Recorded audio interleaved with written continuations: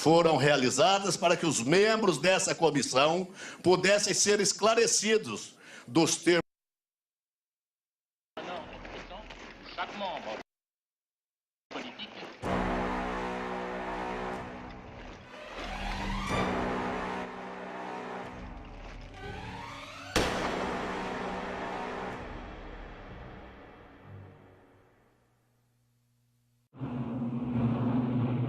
Na primavera de 1943, o curso da Segunda Guerra Mundial virou contra Hitler. Numa terrível tentativa final, ele elaborou planos para a maior arma que o mundo já tinha visto. Um canhão monstruoso enterrado no subsolo, projetado para destruir Londres e abrir caminho para a vitória nazista. Numa corrida para eliminar a superarma de Hitler, os aliados sonharam com suas próprias armas miraculosas. Os britânicos recorreram a Burns Wallis, o gênio por trás da bomba ricocheteadora.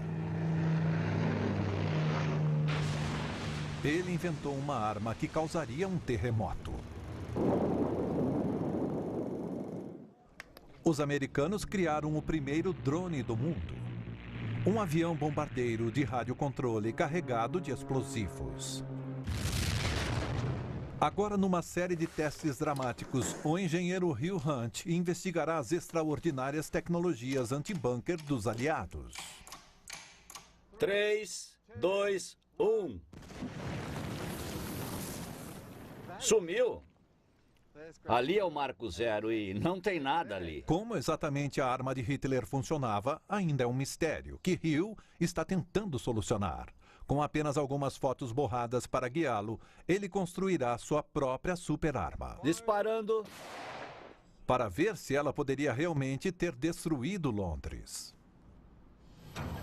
Construindo a superarma de Hitler. A trama para destruir Londres. Escondida dentro desta colina escavada no norte da França, há uma instalação secreta feita para abrigar uma das armas mais notáveis da Segunda Guerra Mundial, a superarma V3 nazista. Minha nossa! Não acredito nisso. Não é rocha natural, é concreto. Não, é um teto. Olha só isso. Tem 4 ou 5 metros de espessura. Protegida por um bunker fortificado, esta deveria ser a maior arma que o mundo já tinha visto. Será que essa era a entrada de um túnel? Bem, veja. Mas como ela funcionava é um mistério que o engenheiro Hugh Hunt está determinado a solucionar.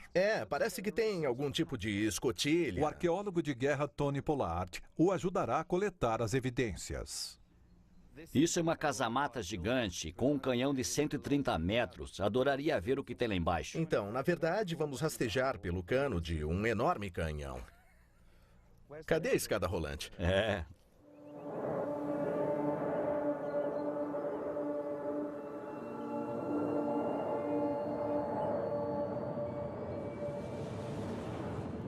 Pronto, vamos lá. A rede de câmaras abaixo desta colina não foi completamente explorada desde a guerra.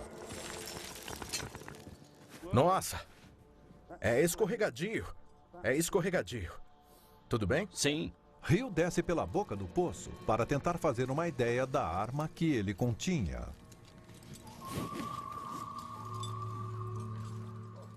Nossa! Olha como isso parece íngreme da base. Isto é grande mesmo. Nós achamos que esse tinha uns 50 metros. E eram 130 metros. E isso é um terço da descida. O poço se estende por mais de 80 metros abaixo de seus pés. Hoje não há vestígios da arma, mas o projeto do poço exibe um detalhe revelador. Esse túnel é precisamente centralizado numa linha específica. As paredes parecem rústicas, mas no meio é um eixo central bem preciso. Bem, estamos aqui em Mimoyex, e esse túnel em particular, que vemos aqui, o eixo central do túnel está apontando com a variação de uma fração de grau para a ponte Westminster, o que é espantoso.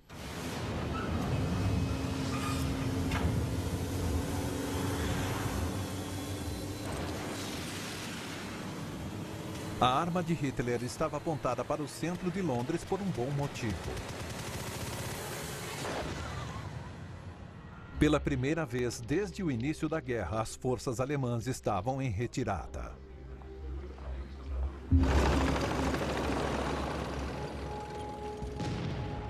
Em 1943, Hitler provou o sabor da derrota nos desertos do norte da África.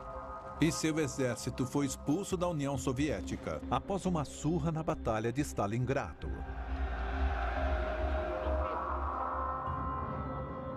Ele estava desesperado para contra-atacar.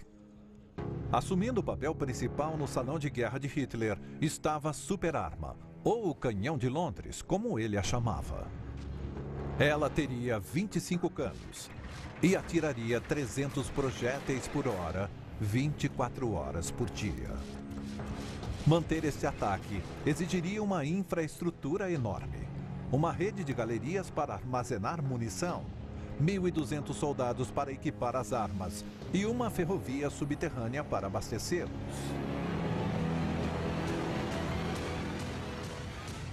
Era artilharia de guerra em escala industrial. Uau! Lá vamos nós. Nossa, veja, tem cilindros de gás. Rio e Tony exploram os confins do complexo em busca de pistas de como os túneis foram construídos. Veja isso, Rio, veja.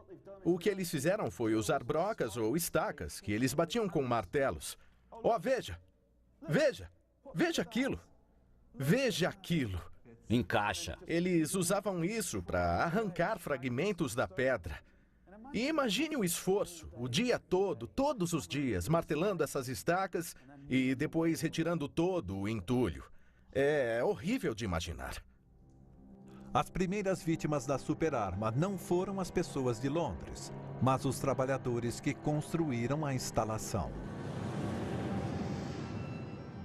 Este complexo foi construído por um grande número de pessoas recrutadas contra a vontade. E não existe nenhuma dúvida de que muitas pessoas perderam suas vidas. Esta não era uma construção normal. O trabalho aqui nunca parava. Havia grupos de trabalhadores no local 24 horas por dia, 7 dias por semana. A prioridade aqui era fazer a arma funcionar e o custo humano não importava. Hitler queria colocar sua maravilhosa arma em ação porque tinha fome de vingança. Sua Luftwaffe havia perdido a superioridade aérea nos céus da Europa. E os aliados exploraram sua falta de cobertura, bombardeando as cidades alemãs incansavelmente. Hitler queria dar aos aliados uma dose de seu próprio remédio.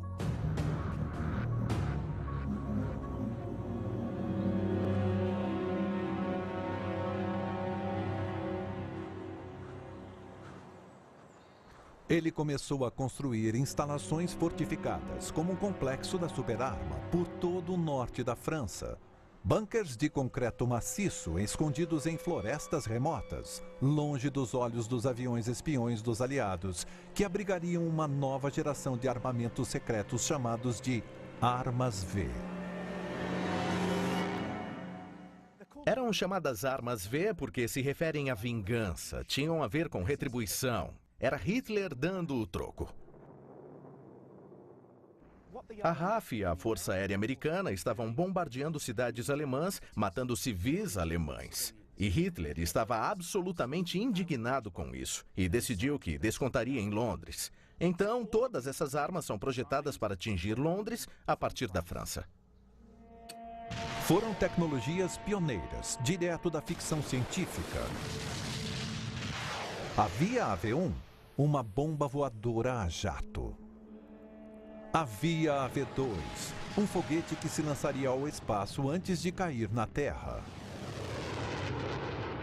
Essas armas tinham o potencial de reduzir Londres a escombros, mas não eram testadas em batalha e não eram confiáveis.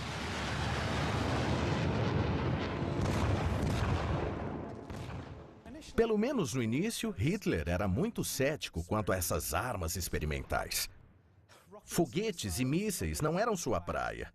Sua experiência militar era mais tradicional, moldada nas trincheiras da Primeira Guerra Mundial. Mas o que essa experiência deu a ele foi o conhecimento de como a artilharia pode ser eficaz.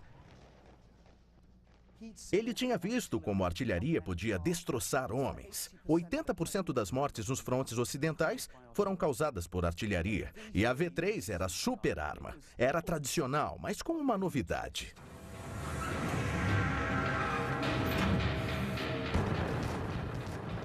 A novidade era que, ao contrário da artilharia tradicional, suas bombas não cairiam sobre os soldados da linha de frente, mas choveriam sobre os civis inocentes de Londres.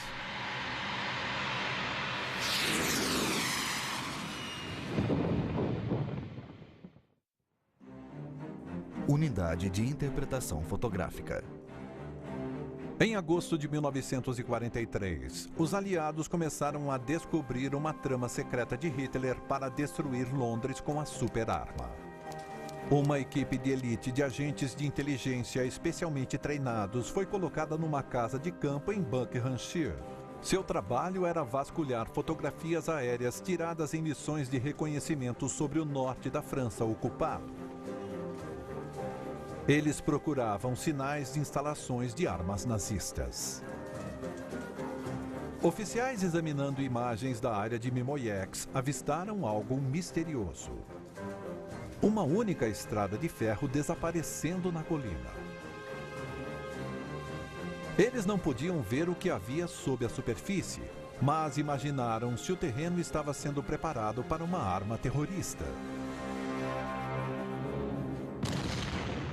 Por 2 anos, um canto da Grã-Bretanha já havia estado na mira de grandes armas nazistas. E a arma ferroviária K5, perto de Calais, foi uma das maiores. Ela foi usada para castigar a costa inglesa. E, de fato, eles atingiam a cidade de Dover. Certo. Com muita frequência, aquele canto do sudeste da Inglaterra foi atingido com tanta força que ficou conhecido como Hellfire Corner.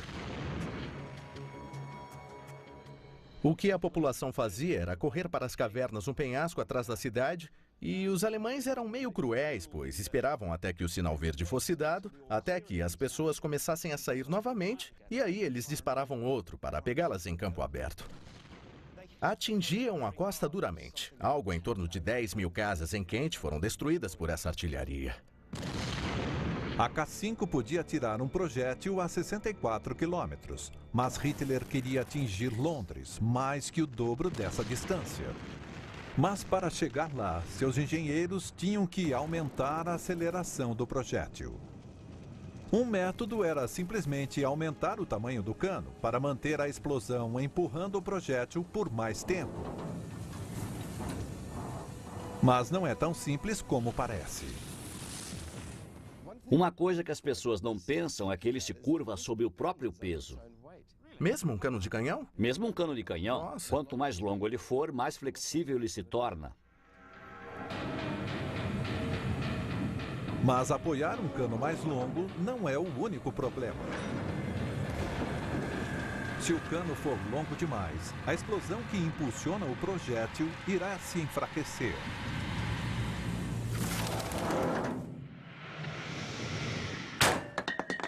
Uma solução possível seria aumentar a quantidade de pólvora. Mas isso significaria arriscar explodir o cano.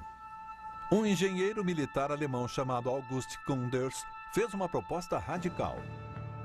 Ele não iria detonar toda a carga de uma só vez. Em vez disso, ele iria dividi-la em quantidades menores e distribuí-las em câmaras ao longo do cano da arma. As explosões em cascata aumentariam a velocidade da bomba conforme ela percorresse o cano.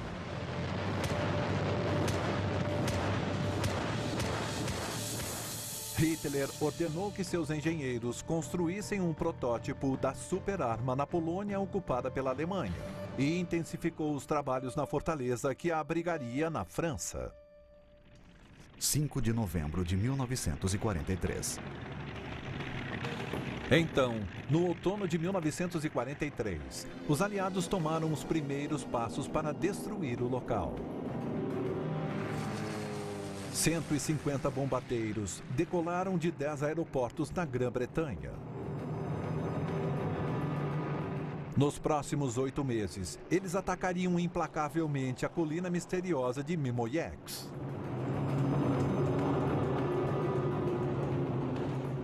Eles fizeram 18 missões aéreas, 1.375 aviões, jogaram 6.517 bombas. Mas apesar das tentativas, o local parecia inabalável. Enquanto isso, o trabalho de construção no complexo subterrâneo continuava sem pausa. E o trabalho no protótipo da arma estava rendendo dividendos. Em maio de 1944, engenheiros alemães haviam conseguido lançar projéteis a mais de 80 quilômetros. Eles estavam prestes a construir uma arma capaz de arrasar Londres. Mas como os alemães cronometraram as cargas de propulsão para acionar uma após a outra, com precisão de microsegundos, ainda é um mistério até hoje. Uma teoria é que eles usavam os gases aquecidos atrás do projétil para acender os propulsores conforme ele percorria o cano. Hill quer testar esta teoria. Então pediu para o engenheiro de explosivo Charlie Adcock construir para ele sua própria arma. Eles usarão canos de 6 rifles. Cada seção será equipada com uma câmara de propulsão e depois unidas de ponta a ponta. Se Hill conseguir fazer seu modelo experimental funcionar, ele será a primeira pessoa a atirar com uma superarma desde a Segunda Guerra Mundial. Há duas coisas que queremos observar aqui. Uma é que nós queremos ver se de fato eram os gases aquecidos que iniciavam as cargas propulsoras. E a outra coisa é, as cargas propulsoras faziam a bomba ir mais rápido? Eles irão disparar o projétil através de 2 feixes de luz infravermelha. O tempo que ele leva para passar entre os dois nos dirá a velocidade precisa. Primeiro, eles atirarão a arma sem os propulsores, para ter uma velocidade de referência. Certo. Tudo pronto, podemos entrar na cabine.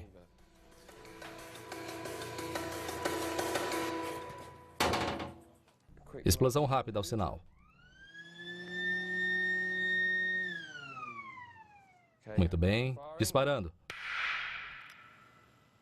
Vamos lá, temos a velocidade 742 metros por segundo. Agora tentarão acelerar o projétil com as cargas propulsoras. Vamos carregar essas câmaras laterais.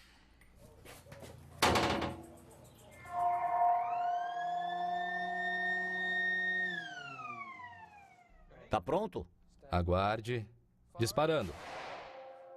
Uau! 964. É quase 1000 metros por segundo. Sim. Hill fez um avanço crucial. Ele provou que são os gases aquecidos atrás do projétil que ativam os propulsores. O que nós temos? Todos dispararam. Foram todos eles. E como Hill descobre, ainda há um bônus. Foi um aumento de 30% em velocidade. E isso se traduz em 60% de aumento no alcance. Em termos do que Hitler queria alcançar com o canhão, as cargas propulsoras aumentaram bastante o alcance. Então, o sonho de Hitler de bombardear Londres era quase uma realidade. Mas agora havia uma nova urgência em aperfeiçoar sua superarma.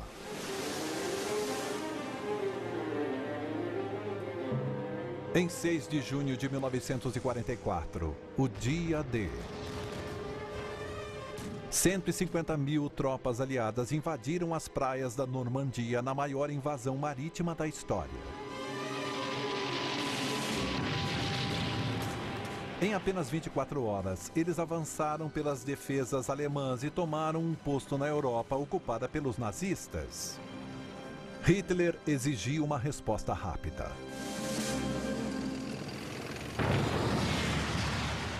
Londres era o alvo. Após uma semana do dia D, ele havia colocado a primeira de suas armas de vingança em ação. Os motores a jato das bombas voadoras V1 eram ajustados para desligar sobre a cidade.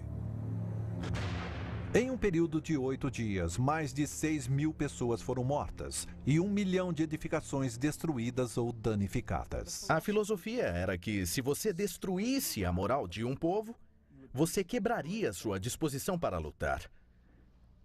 Então, ao invés de atacar os alvos militares difíceis, você atacava os alvos civis mais fáceis.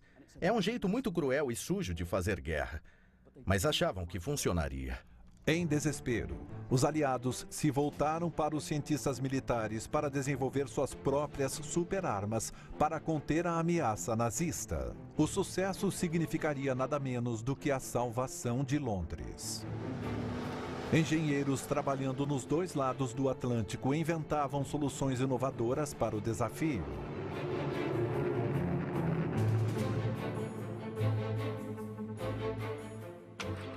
Os americanos começaram a experimentar uma inovação extraordinária: o drone. Eles pegariam um avião não tripulado e o transformariam numa bomba voadora. E os britânicos chamaram o seu gênio da engenharia, Burnes Wallis, que criou a primeira bomba destruidora de bunkers. Wallis foi um pensador original, com ideias muito à frente do seu tempo. Ele projetou um dos mais bem-sucedidos aviões da Segunda Guerra Mundial, o bombardeiro Wellington.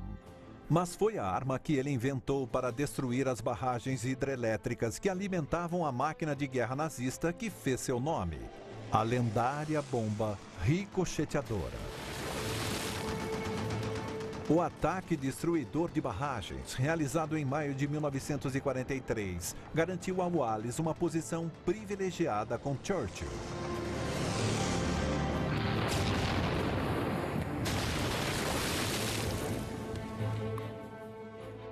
Agora seu desafio era criar a maior bomba já vista pelo mundo.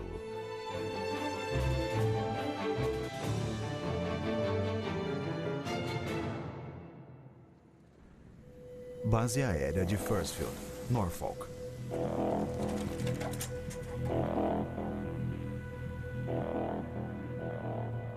Em julho de 1944, numa base aérea isolada em East Anglia, um bombardeiro especialmente modificado, carregado com equipamento super secreto, voou da Filadélfia. Essa era a peça central de um ousado plano americano para acabar com a superarma de Hitler.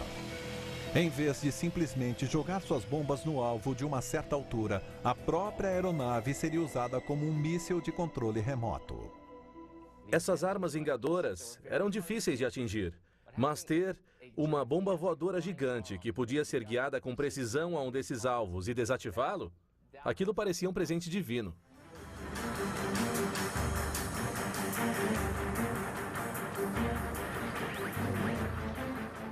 A aeronave seria carregada com 10 toneladas de Torpex altamente explosivo. Um piloto e copiloto levariam o avião até 610 metros, acompanhados por outra aeronave chamada de nave-mãe.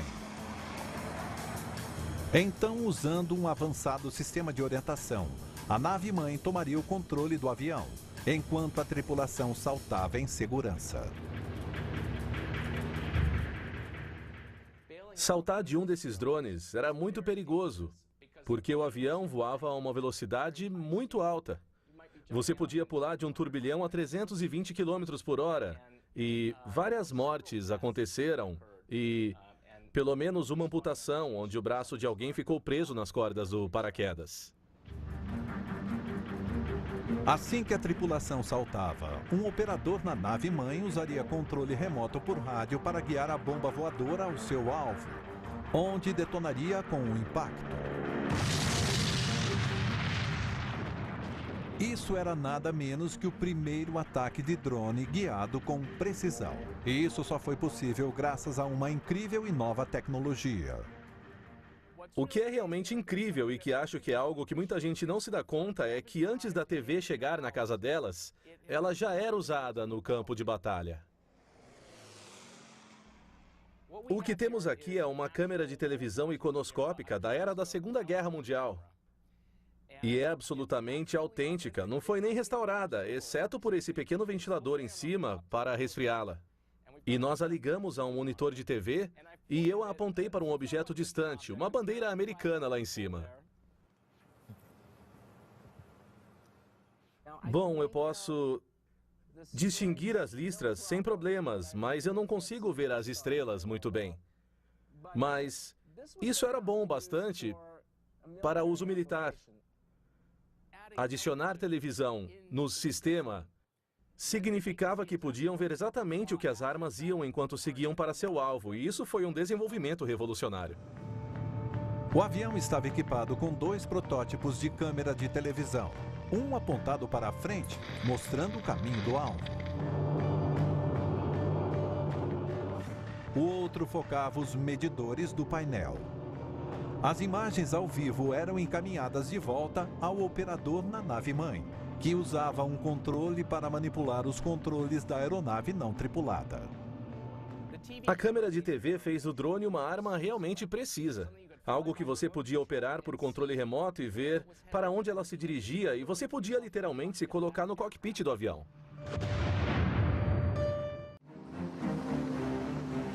Em julho de 1944, os planos estavam em andamento para usar essa tecnologia experimental para desativar a superarma de Hitler. E um de seus melhores pilotos se voluntariou para a missão perigosa. O veterano da Força Aérea, de 29 anos, era o filho mais velho em uma família que se tornaria uma grande dinastia americana. Seu nome era Joe Kennedy Jr., filho de Joseph Kennedy, um dos homens mais ricos da América e ex-embaixador na Inglaterra. O caminho de Joe Jr. ao longo da vida já havia sido mapeado por sua família. Seu avô, em seu nascimento, anunciara à imprensa que seu neto seria o primeiro presidente católico dos Estados Unidos. Assim, desde o começo, literal e figurativamente, Joe Jr. teve esse foco sobre ele, de que aquele era seu destino. A sua criação foi muito parecida com a de um herdeiro ao trono. Com mais de 50 missões em seu nome, Kennedy poderia ter voltado para casa com honra, mas a chance de comandar o ataque à superarma de Hitler era irresistível. Eu acho que ele acreditava que essa seria sua contribuição. Ele achava que o que havia feito até então não era o bastante, o que para qualquer um era mais que suficiente. Mas ele se sentiu compelido a continuar atuando. Ele escreve para o pai dizendo: "Ficarei para apenas mais uma missão. Quase não há perigo. Estou certo de que ficarei bem." Mimoyex, norte da França. Nem a equipe de Kennedy, nem seus colegas britânicos tinham noção da importância da tarefa que enfrentariam para destruir a superarma. Os canos estariam envolvidos por rocha de 100 metros de espessura e protegidos por 6 metros de concreto. E até então a instalação permanecera inabalável às bombas dos aliados. Mas para a sorte dos britânicos, eles podiam contar com o cérebro por trás da bomba ricocheteadora. Burns-Wall já provara seu valor ao explodir as formidáveis represas alemãs.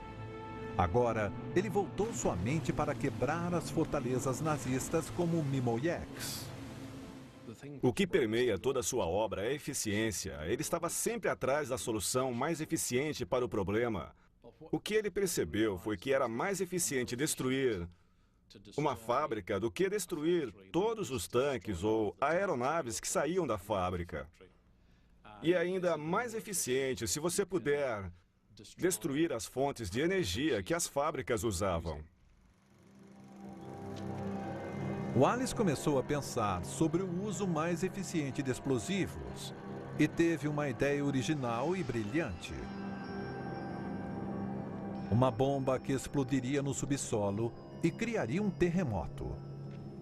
Eu acho que ninguém havia pensado no efeito de bombas explodindo no subsolo até aquele ponto. As pessoas instintivamente pensavam que era a parte visível da bomba explodindo que fazia todo o estrago, mas na verdade, aquilo era só parte do estrago. O estrago maior é causado pela onda de pressão que é invisível. Wallace tinha descoberto que sobre o chão, essa onda invisível de energia se dissipava rapidamente no ar e fazia relativamente pouco estrago. Mas embaixo da terra, no solo sólido, viajaria com uma força mais destrutiva. Então, em todos os sentidos, uma bomba subterrânea seria mais eficiente do que uma explodindo na superfície. Mas fazê-la penetrar fundo na terra seria o desafio. Wallace decidiu reunir as bombas em uma só peça para ganhar força. O invólucro de aço tinha que ser espesso o suficiente, onde a força era necessária, mas se estreitava em outros pontos para economizar peso.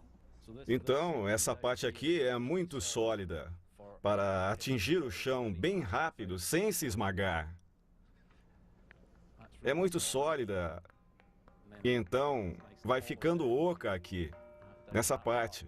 Tem só uns 2,5 centímetros nesse ponto. E então isso teria penetrado no chão cerca de 15 metros ou mais. E isso tudo teria explodido e uma onda de choque enorme teria permeado através do chão. E qualquer coisa nas proximidades seria abalada a pedaços. A RAF começou a encomendar bombas de terremoto. E já não era sem tempo. 5 de julho de 1944. Num avanço dramático, a unidade de inteligência que interpretava as fotografias de Mimoyex observou aberturas suspeitas numa laje de concreto que protegia o bunker subterrâneo da superarma. Uma das aberturas continha um objeto que eles identificaram como a ponta de um cano. Os nazistas haviam começado a instalar a superarma.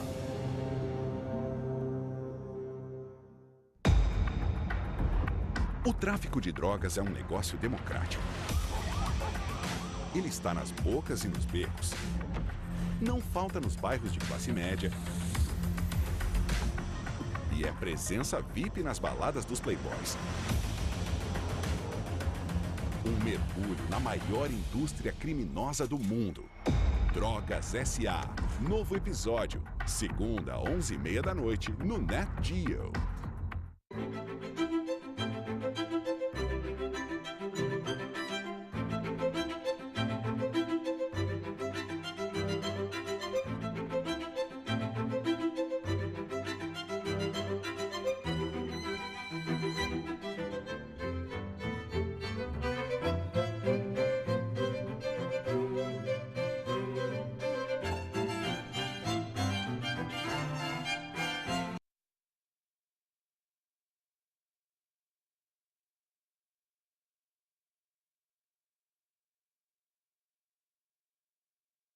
Tinham capturado sua primeira visão da superarma de Hitler e a resposta foi imediata. O esquadrão de elite 617 foi escalado.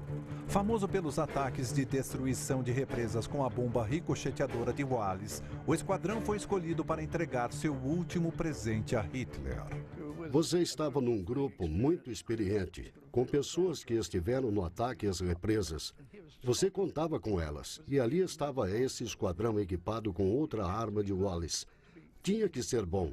Era esse o tipo de sentimento no esquadrão. Você tem mesmo algo com o que acertar o seu inimigo. E aqui estava uma bela bomba aerodinâmica, que parecia realmente capaz de cumprir o trabalho. Era como jogar dardos na placa e acertar o alvo todas as vezes. Ao contrário do bombardeio de saturação das missões anteriores, este seria um ataque de precisão. 16 bombardeiros, cada um equipado com uma única bomba de Burns-Wallace, atacariam a colina fortificada em Mimoyex em plena luz do dia.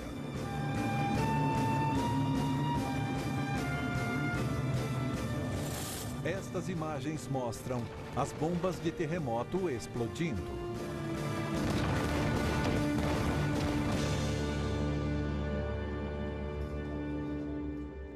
Intérpretes, examinando as fotografias da colina tiradas imediatamente após o ataque, identificaram 8 enormes novas crateras feitas pelas bombas de terremoto de Wallace. Era impossível dizer quanto estrago as bombas fizeram abaixo do solo. Então a colina continuou sendo o alvo principal. 12 de agosto de 1944. Um mês depois, foi a vez dos americanos atacarem o local da superarma. Joe Kennedy chefiaria a missão experimental para tornar um bombardeiro num míssil controlado à distância. Mas enquanto o avião se preparava, um jovem oficial chamado Earl Olsen viu o que pensou ser uma falha fatal no sistema. No painel de controle projetado para armar os explosivos, um pino de segurança especial foi inserido para impedir que um sinal de rádio invasor armasse a bomba acidentalmente.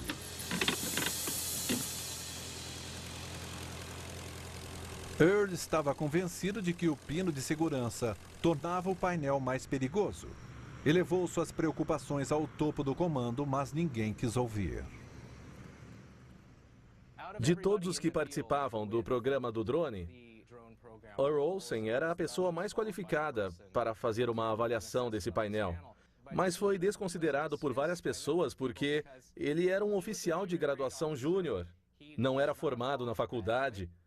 Muito do que ele sabia sobre eletrônica era autodidata, e as pessoas da Naval Aircraft Factory que construíram esse painel eram vistas como especialistas renomados, mundialmente reconhecidos.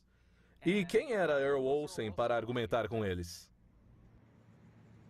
Desesperado, Olsen tentou convencer Joe Kennedy de que um sinal de rádio oportunista poderia explodir o avião antes que os pilotos pudessem ejetar. Não adiantou.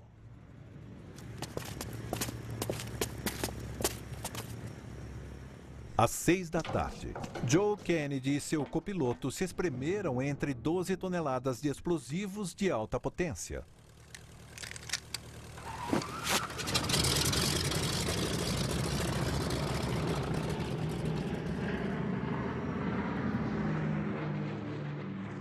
Uma armada de aviões de apoio seguiu o avião de Kennedy pelo ar. Olsen pôde assistir o desenrolar dos eventos, pois as imagens de televisão do drone eram enviadas de volta ao campo de pouso.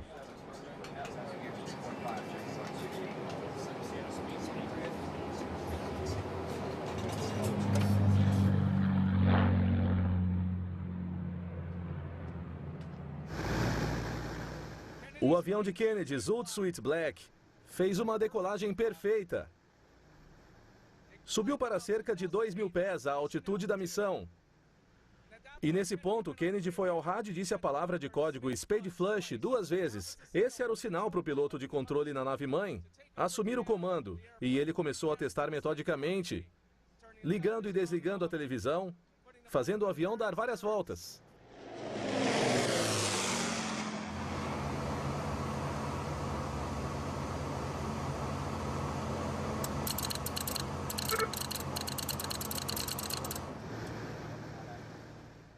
Então, ele teve um pressentimento de que algo estava errado. Todos tiveram.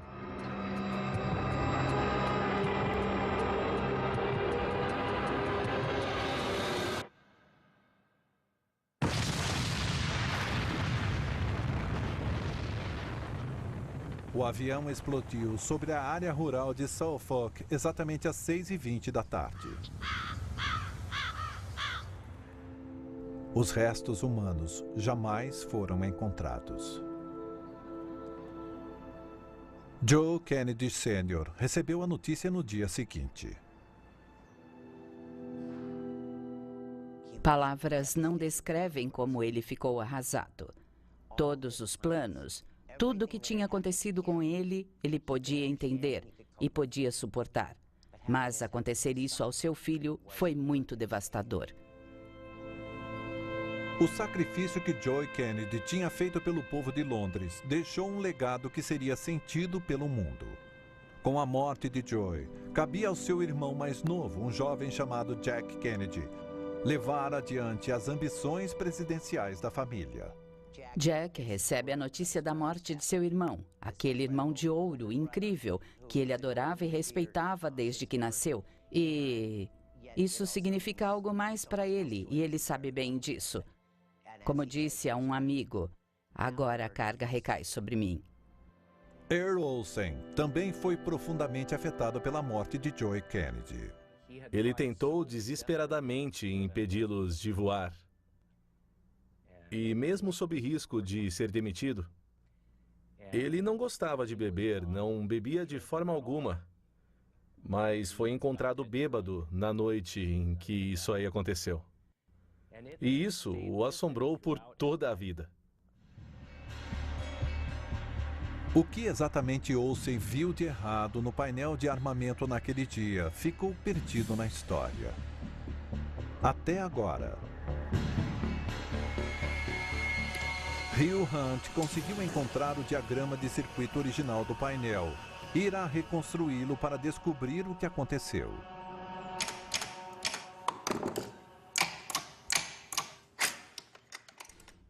Quando eu reconstruí esse painel de armamento, é incrível como se tornou óbvio que algo daria errado. Eles tinham, talvez de forma sensata, colocado um pino de segurança para que o sistema de armamento nunca operasse acidentalmente. Então, antes de saltarem, eles removeriam o pino. E se houvesse um sinal oportunista, como esse, a alavanca não se move. Quer dizer que o sistema de armamento está seguro. Mas veja, essa luz está acesa. Isso significa que a energia continua a correr por esses pequenos solenoides que não são projetados para ter corrente fluindo constantemente.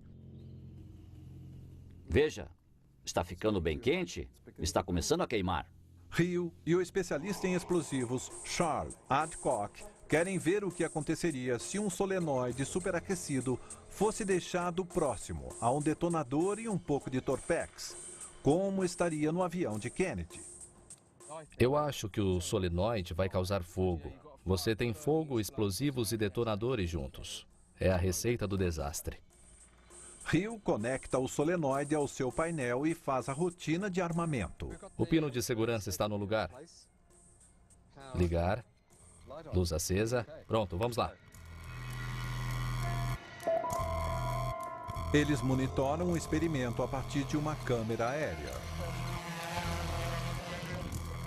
Vamos observar. Em menos de 2 minutos, os primeiros sinais de fumaça do solenoide aparecem. Definitivamente tem algo acontecendo. Nossa! Minha nossa, que explosão! Com certeza foi isso que aconteceu.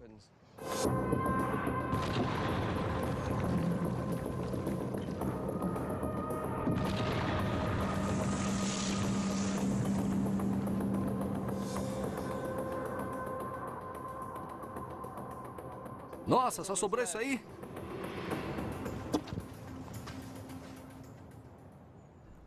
O avião de Kennedy tinha cerca de 12 toneladas de torpex e nós vimos que, se o solenoide continuar energizado por 2 minutos, tudo vai pelos ares.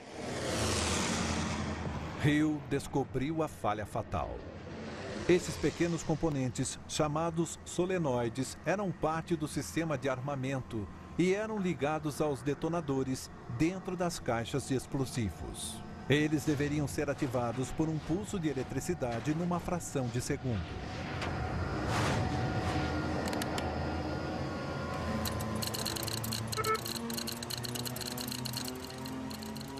Mas com um pino de segurança armado, a energia teria alimentado os solenoides constantemente, fazendo-os superaquecer.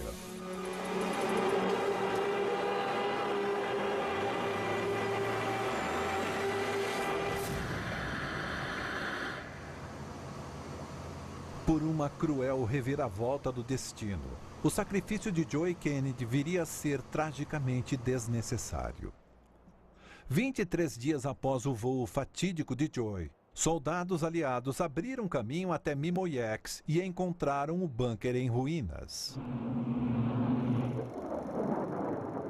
O ataque britânico do mês anterior destruiu a superarma de Hitler, afinal.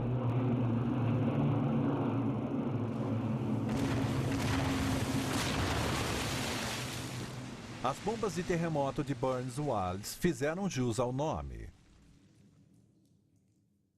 Todos esses arcos de concreto construídos cuidadosamente e todas essas fundações para a própria arma e para a infraestrutura da arma foram destruídas muito além do reparo. Várias testemunhas oculares da época descreveram aquilo como um terremoto. Em cima da hora, o plano de Hitler para destruir Londres foi frustrado. Suas esperanças de mudar o curso da guerra a seu favor acabaram.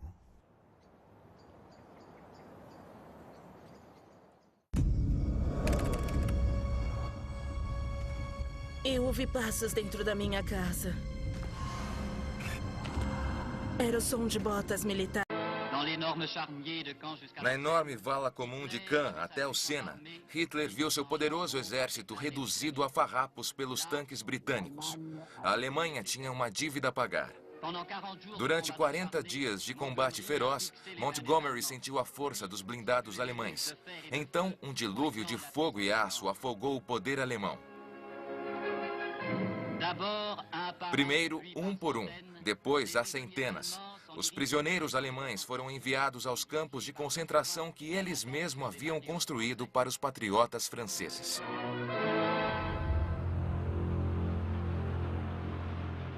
A Das Reich é uma mera sombra da divisão de elite que já foi um dia.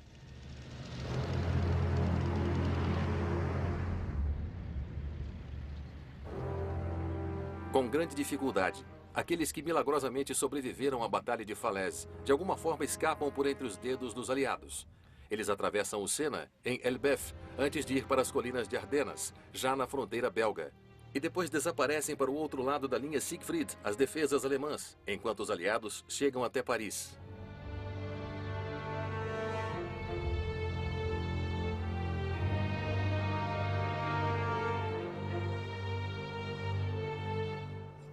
15 de agosto.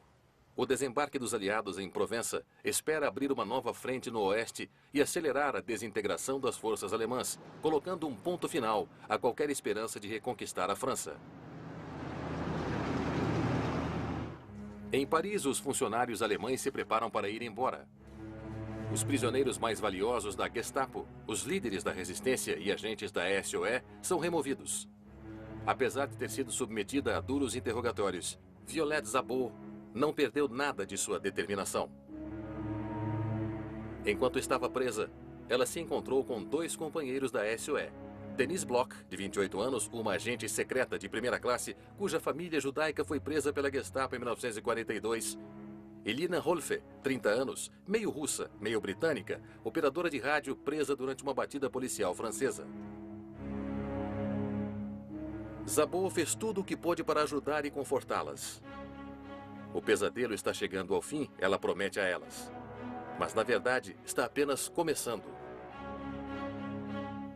No dia 8 de agosto, apenas 2 semanas antes de as forças libertadoras entrarem na cidade, as 3 mulheres são levadas para a estação ferroviária Gare de l'Est, onde um trem de gado as aguarda. Destino, Ravensbrück.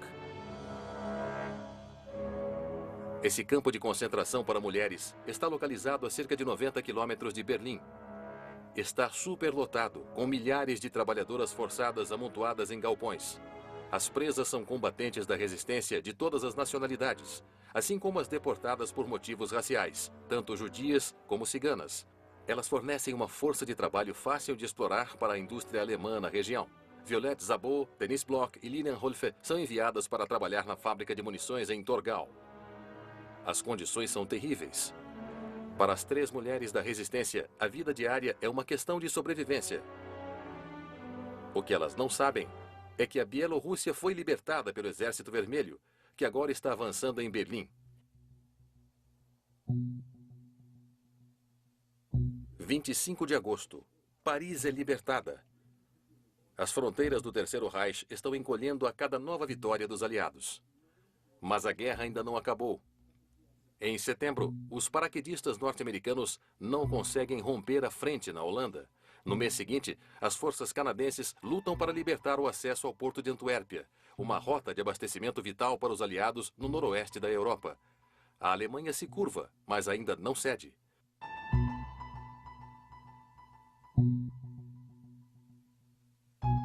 Hitler decide lançar um contra-ataque surpresa em Ardenas, onde as linhas dos aliados estão mal defendidas.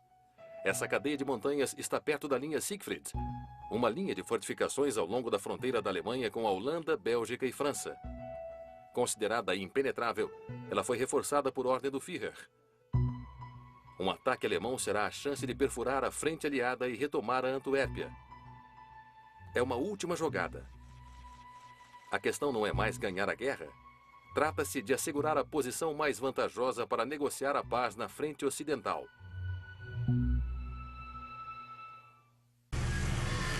Quando a vida de alguém que você ama depende do que você vai dizer depois desse sinal.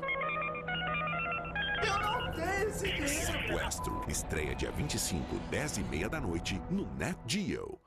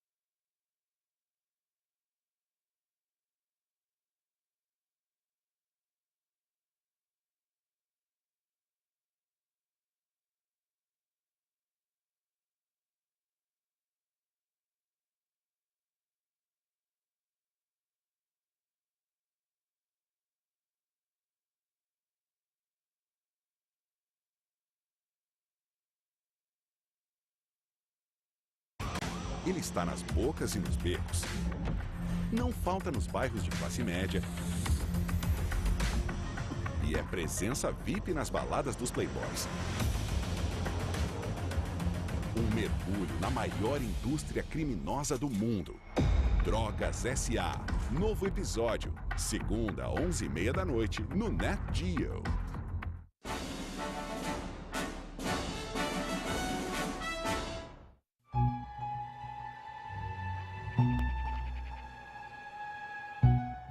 À frente do contra-ataque, o que resta da divisão Das Reich se recobra na Alemanha.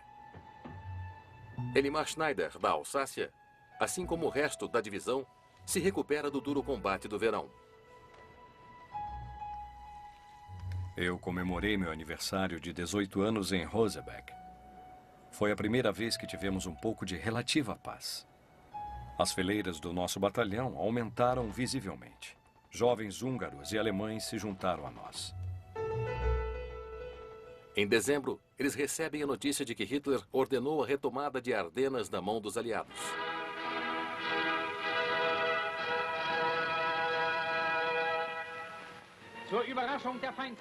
Para a surpresa do inimigo, na manhã do dia 16 de dezembro, as forças alemãs lançaram um ataque poderoso, totalmente inesperado.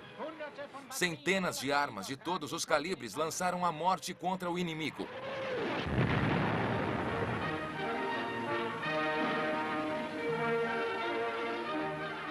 A infantaria dos norte-americanos foi eliminada. Desde o início, as perdas norte-americanas foram elevadas. O comandante da divisão, Heinz Lammerding, agora recuperado de seus ferimentos na Normandia, está ansioso para voltar à ação. A Das Reich vai voltar à ofensiva. Tivemos que entrar em ação mais uma vez. Depois de provar as alegrias da vida, estávamos com medo de novo, com muito medo de morrer. –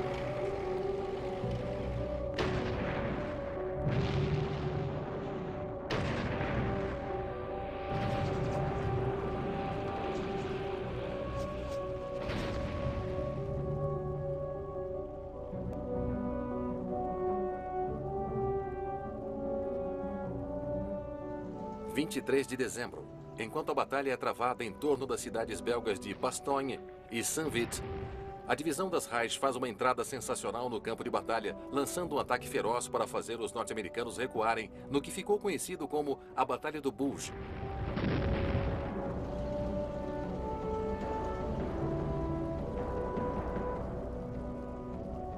Mas quando a nova frente de batalha é estabelecida, a SS não tem mais como avançar. A dúvida se instala. Como o resto da companhia, Schneider está desgastado pela resistência teimosa norte-americana.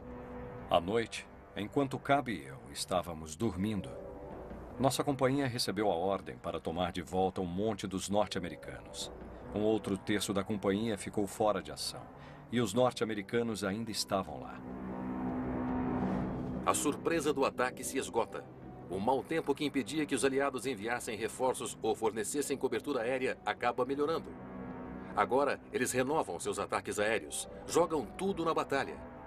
As esperanças alemãs de um ataque decisivo são despedaçadas em 3 dias. No dia 26 de dezembro, a Das Reich é derrotada em Saint-Vith. O general Patton liberta a cidade sitiada de Bastogne.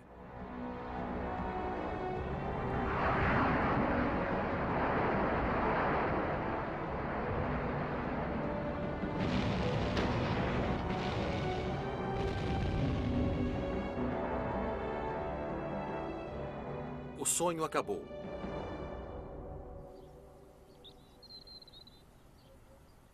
Nos meses seguintes da derrota de Ardenas, os homens da Das Reich não passam de alvo para canhões.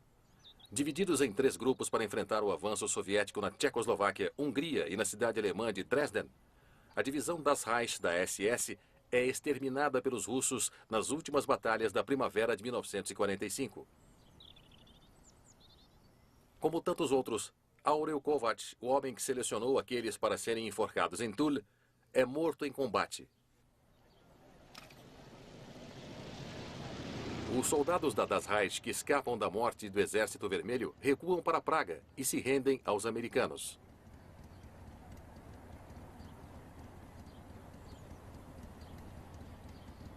A Alemanha está em ruínas. Hitler comete suicídio em seu bunker. Lammerding, cuja última missão era defender Berlim, consegue escapar da rede dos aliados. No dia 8 de maio de 1945, a Alemanha capitula.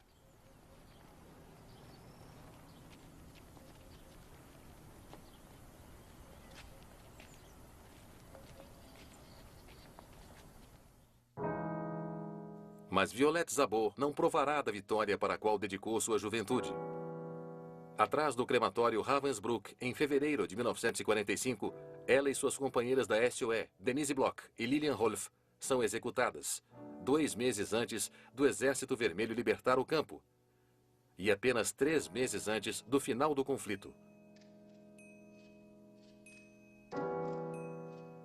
Dos 130 mil enviados para Ravensbrück, apenas 40 mil sobrevivem ao trabalho forçado e às experiências médicas realizadas no acampamento.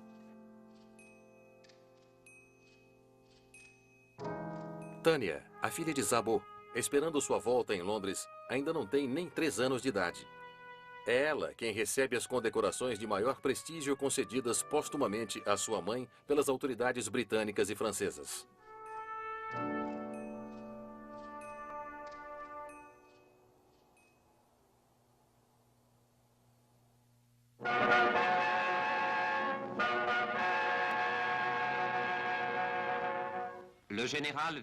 O general de Gaulle visita Oradour-sur-Glane, dizimada pelos alemães. Você é o nosso salvador, o prefeito de Oradour disse a ele. Estamos pedindo para que você seja o nosso vingador. Depois de uma visita ao cemitério desta cidade, que em si já é um cemitério, o general de Gaulle disse: se os nossos amigos nos ajudarem, tudo bem. Mas cabe a nós fazer com que a justiça seja feita e evitar que tais crimes voltem a acontecer. A guerra acaba, mas os crimes da Das Reich vivem na memória das pessoas. A partir de 1946, os enforcamentos de Toul e o massacre de Oradour-sur-Glane foram o foco de julgamentos pós-guerra. Nos julgamentos de Nuremberg, a promotoria tentou em vão descobrir exatamente quem deu as ordens para os massacres. Nenhum dos oficiais da Das Reich estava presente. A pergunta ficou sem resposta. E foi assim até meados da década seguinte. Janeiro de 1953, depois de 7 anos de investigação, o julgamento de Oradour-sur-Glane é aberto em Bordeaux. Em setembro de 1948, uma lei foi aprovada na França determinando que a responsabilidade coletiva dos acusados poderia ser levada em conta. Essa legislação se destinava a fazer com que a SS pudesse ser punida pelos seus crimes. Os julgamentos de Nuremberg classificaram a SS como uma organização criminosa. 2 dos 6 sobreviventes de Oradour, Robert Ebrard e Marguerite Roffanche, foram para Bordeaux para depor. O Tribunal Militar em Bordeaux teve que investigar a responsabilidade de 21 homens acusados, incluindo 14 da Alsácia, que alegaram ser inocentes. Eles foram forçados a atacar pela SS, disseram. Eram conhecidos como os malgré nous, ou contra nossa vontade. Na noite de 12 de fevereiro, o veredito do tribunal provocou uma onda de protestos. Apenas uma sentença de morte foi pronunciada, além de alguns trabalhos forçados.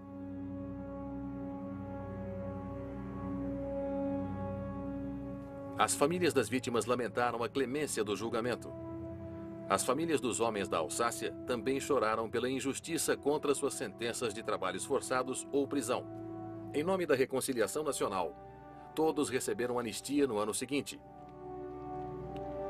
Indignadas, as famílias das vítimas de Oradour escreveram os nomes dos 319 membros do parlamento que votaram nessa anistia em uma placa na entrada das ruínas do vilarejo. E até 1968, eles não deixavam nenhum representante da República Francesa participar das cerimônias no local.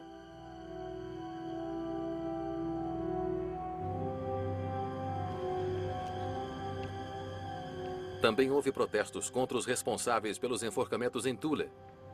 As famílias das vítimas exigiram a extradição de Heinz Lammerding, o general das Reich que ordenou as execuções. Condenado à morte à revelia em um julgamento em Thule em 1949, o ex-oficial da SS viveu uma vida tranquila na Alemanha Ocidental, como mostra esse relatório de dezembro de 1965.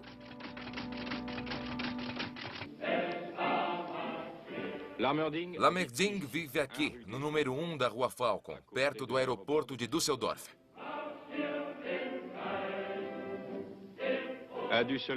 Hoje, Lammerding está na lista de telefone de Düsseldorf, onde ele é um empreiteiro de obras públicas. Seu nome pode ser visto em caminhões, mas durante os 3 dias desta filmagem foi impossível encontrá-lo, mesmo de surpresa.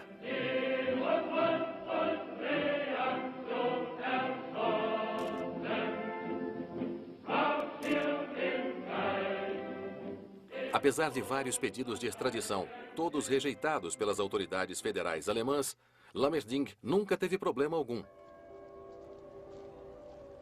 Ele morreu aos 66 anos na Baviera, em 13 de janeiro de 1971. Seus companheiros das Reich da SS fizeram uma bela homenagem em seu funeral.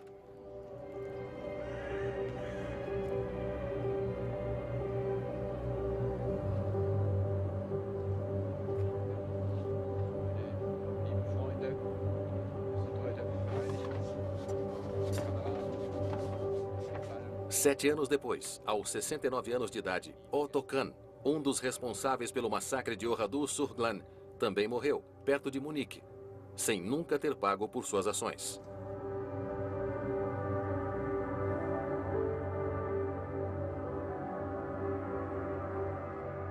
O seu subordinado, Heinz Barth, embora condenado à morte à revelia em Bordeaux em 1953, seguiu uma carreira em uma cooperativa industrial. Mas seu passado por fim o alcançou e ele foi finalmente julgado em 1983 por um tribunal da Alemanha Ocidental. Por ordem do Procurador-Geral da República Federal da Alemanha, eu apresento uma acusação contra o ex-Waffen-SS, Obersturmführer Heinz Barth, nascido em 15 de outubro de 1920. Eu o acuso de ter participado de crimes de guerra e crimes contra a humanidade. Robert Ebrard, o sobrevivente de Oradour que testemunhou em Bordeaux, viajou para a Alemanha para o julgamento. O julgamento de Barth foi também acompanhado na França. A imprensa e os noticiários de TV deram uma cobertura de destaque. Heinz Barth tem 63 anos, está com mente sã e uma memória perfeita. Ele tem permissão para se sentar porque sua perna foi amputada depois da Batalha da Normandia. Ele fala ao tribunal como se estivesse recitando uma lição de história para uma sala de aula. É a história comum de um soldado da SS que virou torturador e assassino só porque ele queria ser promovido a oficial. Condenado à prisão perpétua por sua participação nos massacres de Lidice e Oradour, Barth foi solto em 1997. 10 anos depois, aos 87 anos, ele morreu após uma aposentadoria tranquila em Granze, onde ele nasceu.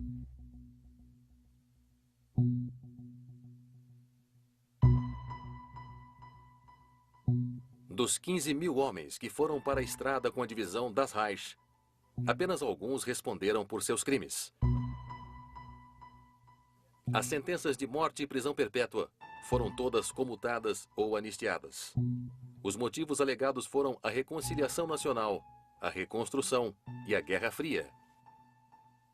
Quanto aos voluntários da Alsácia e aos contra as nossas vontades, nenhum cumpriu nem sequer uma pena de prisão curta. Entre eles estava Elimar Schneider.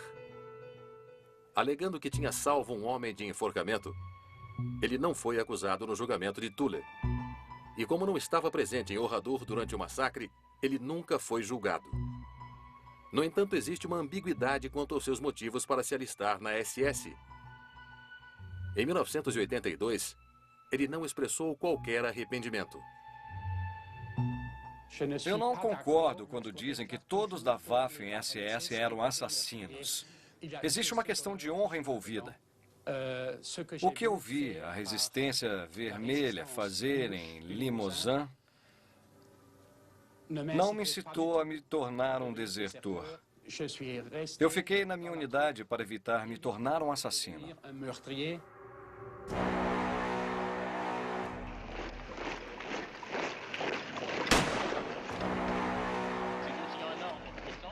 Chaque membre reçoit une instruction morale et politique.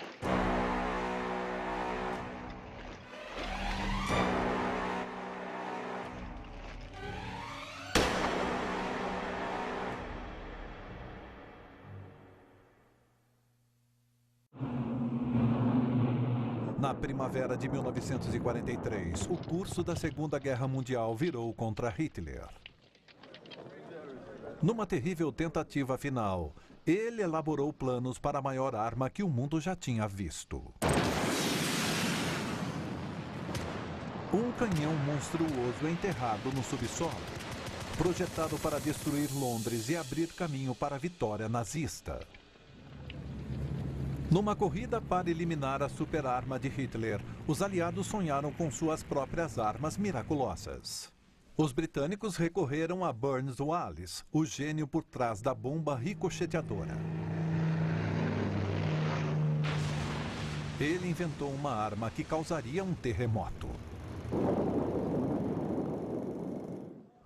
Os americanos criaram o primeiro drone do mundo. Um avião bombardeiro de radiocontrole carregado de explosivos. Agora, numa série de testes dramáticos, o engenheiro Hugh Hunt investigará as extraordinárias tecnologias anti-bunker dos aliados. 3, 2, 1. Sumiu? Ali é o Marco Zero e não tem nada ali. Como exatamente a arma de Hitler